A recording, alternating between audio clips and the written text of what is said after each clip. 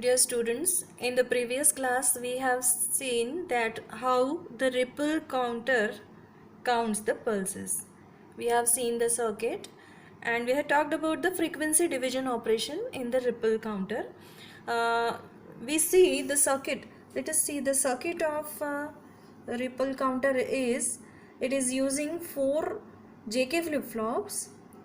The output of the flip-flop toggles, this is first flip-flop, second flip-flop, third and fourth flip-flop, its output toggles and this output drives this flip-flop. So in the truth table or function table we have seen that how the toggling of Q1 occurs, 0 to 1, 1 to 0, 0 to 1, 1 to 0, 0 to 1 alternately.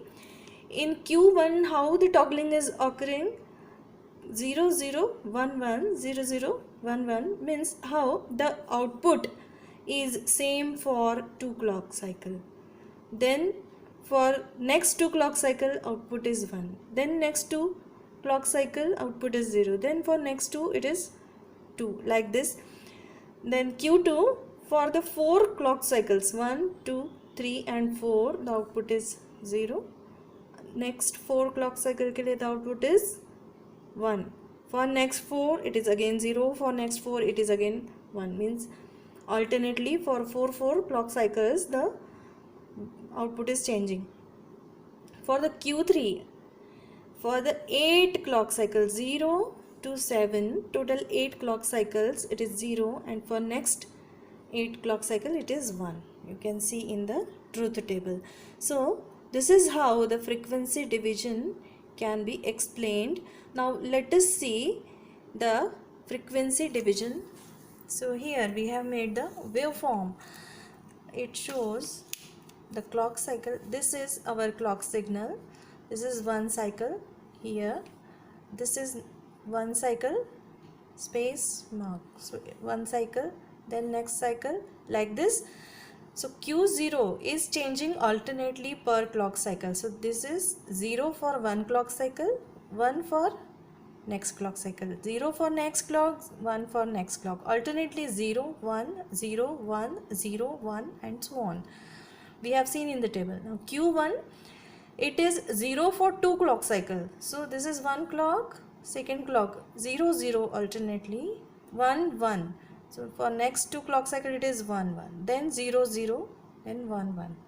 For flip-flop of output Q2, the output remains same for 4 clock cycle. Clock cycle 1, 2, 3 and 4. 0 0 0 0, then 1 1 1 1. For 4 clock cycle it is 1 1 1 and 1. Now the last flip-flop Q3, for 8 clock cycles it remains 0. For next 8 it will remain 1. So in this way you can observe that frequency divided by first flip-flop. Frequency division by first flip-flop is, first flip-flop divides by 2, second flip-flop divides by 4, third flip-flop divides by 8 and fourth flip-flop divides by 16. We can write this as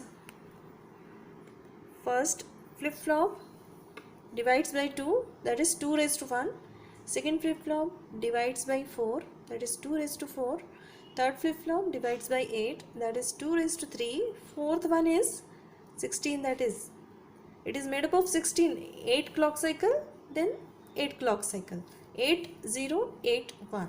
So fourth flip-flop divided by 16, it is represented as 2 raised to 4. So nth flip-flop will divide by 2 raised to n. So this is how the frequency division can be explained. So you can see that each flip-flop divides the clock frequency by a factor of 2, and this is why a flip-flop is sometimes called a divide by 2 circuit. Since each flip-flop divides the clock frequency by 2, n flip-flops divide the clock frequency by 2 raised to n. we have seen the timing diagram, like Q0 is 1/2 the clock frequency, Q1 is 1/4 of the clock frequency, Q2 is 1/8 of the clock frequency, and Q3 is 1/16 of the clock frequency. Therefore, we have written this is 2 raised to 1, 2 raised to 2, 2 raised to 3 and 2 raised to 4. And therefore this counter is known as ripple counter because the carry moves through the flip-flop like a ripple on the water. In other words, Q0 flip-flop must toggle before Q1 flip-flop, which in turn must toggle before Q2 flip-flop, which must toggle before Q3 flip-flop.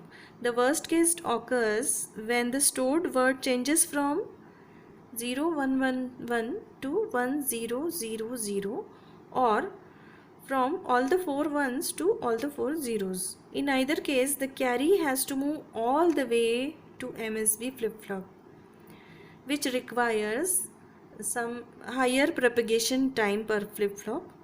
Normally in TTL ICs it takes 40 nanoseconds for the MSB to change. So by adding more flip-flop, we have seen 4-bit counter. If we use more than 4 bits or 8 bits or 16-bit counter, you can imagine how slow the circuit will be. So for this purpose, we can use another type of counter that is known as synchronous counter. But before synchronous counter, we will see the circuit of the controlled ripple counter. In the circuit, we are just adding a simple control signal, that is count. You can see the circuit diagram. See, here the circuit is same, the clock is there and the count input is given. This is now the controlled circuit. So what happens here? Control counter counts the clock pulses only when the commanded to do so, when it is set to do so. The count signal can be low or high. Since it conditions the J and K input, the count controls the action of the counter, forcing it to either do nothing or to count the clock pulses. When count is low, the J and K inputs are low, therefore all the flip-flops remain latched in spite of the clock pulses driving the counter. And when count is high, the J and K inputs are high. In this case, the counter works as the simple ripple counter. So now we come to the synchronous counter, which are used for the high speed counting. So let us see the circuit of synchronous counter. This is our synchronous counter. Here again we are using JK flip-flops, first, second, third and fourth flip-flop. When the carry has to propagate through a chain of n flip-flops, the overall propagation delay time becomes n into Tp. If Tp is the propagation delay time, then this is 4-bit counter. So every counter has its delay Tp.